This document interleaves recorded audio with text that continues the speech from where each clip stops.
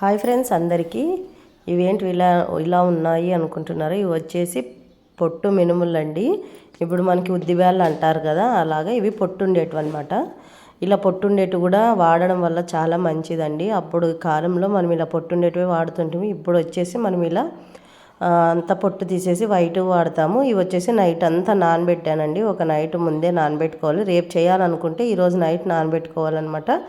Night అంతా నానబెట్టేసి పొద్దునకి ఇలాగా నేనైతే ఇలా మిక్సీ పట్టేసాను. మిక్సీ పట్టిన తర్వాత బాగా మెత్తగా పట్టుకోవాలండి. ఇలా వడపిండిలాగా పట్టుకోవాలి. మనం మామూలుగా ఉద్దివడ వేయడానికి పట్టుకుంటాం కదా, అలాగా. అందులోకి వచ్చేసి టేస్ట్కి సరిపడే సాల్ట్ వేసాను, కొత్తిమీర, పచ్చిమిర్చి, తర్వాత వచ్చేసి ఇక్కడ ఎర్రగడ్డ కూడా వేస్తూ ఉన్నానండి. ఇవన్నీ వేసి బాగా కలపాలి. బాగా అంతా కలుపుకోవాలన్నమాట. అంతా మిక్స్ చేయలాగా కలుపుకోవాలి. ఒక 5 నిమిషాలు మనము వేయాలి అనే ఒక 5 నిమిషాల ముందు కలుపుకోవాలి.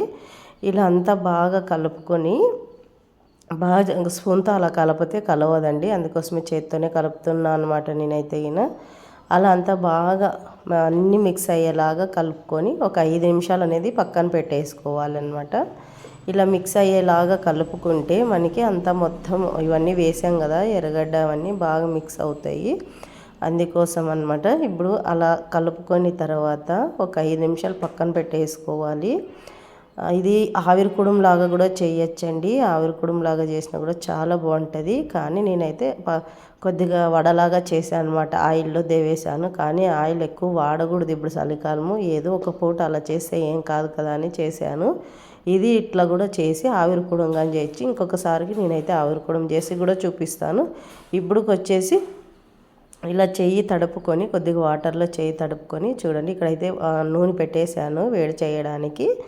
అందులోకి వచ్చి ఇట్లా చేయి తడుపుకొని ఇది ఆయిల్ అయితే కాగుతూ ఉంది కదా, ఈ ఆయిల్ కాగుతూ ఉన్నప్పుడు మనం వచ్చేసి వడలాగా వేసేయాలన్నమాట. ఇక్కడ చూడండి, ఇప్పుడైతే ఆయిల్ కాగుతూ ఉంది. ఇప్పుడు ఆయిల్ కాగేటప్పుడు వడ అనేది వేసేసేయాలన్నమాట. ఇలా వడ వేస్తే బాగా గోల్డెన్ కలర్ వచ్చేంతవరకు వేయించుకోవాలి.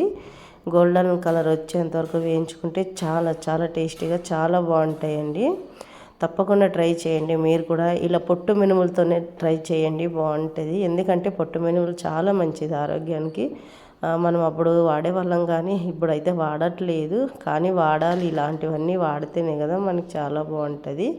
అందుకోసం నేనైతే ఇలా చేశాను అనమాట. మీరు కూడా ఒకసారి ఇలా ట్రై చేయండి వీలైతే. ఇలా బాగా మనకి గోల్డెన్ కలర్ వచ్చే వరకు వేయించుకోవాలి. ఇప్పుడు చూడండి, ఇలా గోల్డెన్ కలర్ వచ్చేంతవరకు వేయించుకోవాలి. ఇలా ఆయిల్లో అయితే వాడకూడదు ఫ్రెండ్స్, కానీ ఏమో ఒక పూట అని వేసాను అంతే. ఇంకా నేను ఇలా వేసి మనం ప్లేట్లో సర్వ్ చేసుకుంటే అయిపోతుంది అనమాట. ఇందులో పల్లి చట్నీ చేసుకొని తిన్నా చాలా చాలా బాగుంటుంది. లేదు అంటే పప్పు అన్నంలోకి నంచుకున్నా కూడా చాలా బాగుంటుంది. పప్పుచారు లాగా చేసుకొని అందులోకి తీసుకున్నా కూడా చాలా బాగుంటాయి ఇవి. ఇలా చూడండి, చూడడానికి అయితే చాలా బాగా అనిపించాయి, తినడానికి కూడా అలాగే టేస్టీగా చాలా బాగున్నాయి అన్నమాట. అలా తీసేసుకొని ప్లేట్లోకి సర్వ్ చేసుకుంటే అయిపోతుందండి. తప్పకుండా మీరు కూడా ఒకసారి వీలైతే ట్రై చేయండి. అలాగే మన ఛానల్ మీరు కొద్దిగా అందరూ మంచిగా సపోర్ట్ ఇస్తున్నారు ఫ్రెండ్స్. అలాగే ఇంకా కొద్దిగా సపోర్ట్ కావాలని కోరుకుంటున్నాను. మీ అందరి సపోర్ట్ వల్లనే నేను ఇంత ముందుకు వచ్చాను, ఇంత సక్సెస్ కూడా అయ్యాను నేను.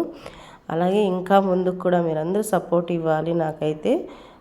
అలా మన ఛానల్ మీకు నచ్చినట్లయితే లైక్, షేర్, సబ్స్క్రైబ్ చేయండి ఫ్రెండ్స్.